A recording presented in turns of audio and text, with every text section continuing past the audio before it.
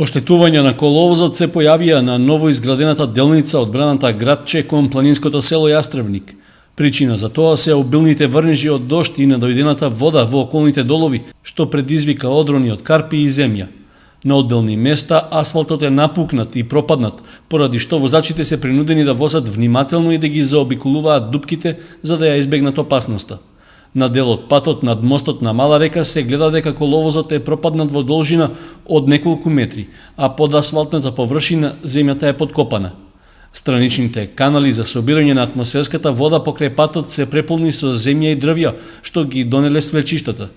Видливи се обидите за чистење на одроните, но со сушењето на земјиштето во наредните денови, тие се уште се закануваат да се најдат на патот. Изградбата на локалниот пат кон Јастребник беше заедничка инвестиција на општина Кочани и Агенцијата за поддршка во земјоделството и руралниот развој, при што во средината на минатата година беше завршена првата делница во должина од 710 метри и широчина од 4,5 метри.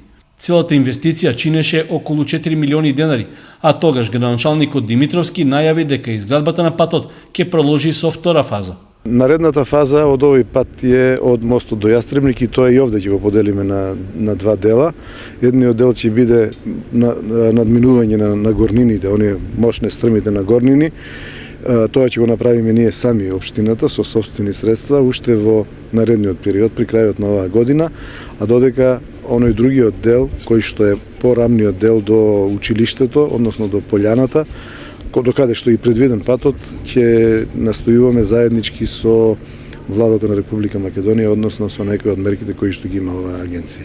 Освен кај патот кон Јастребник, попуштање на коловозот има и кон хотелот Градче во непосредна близина на стариот мотел.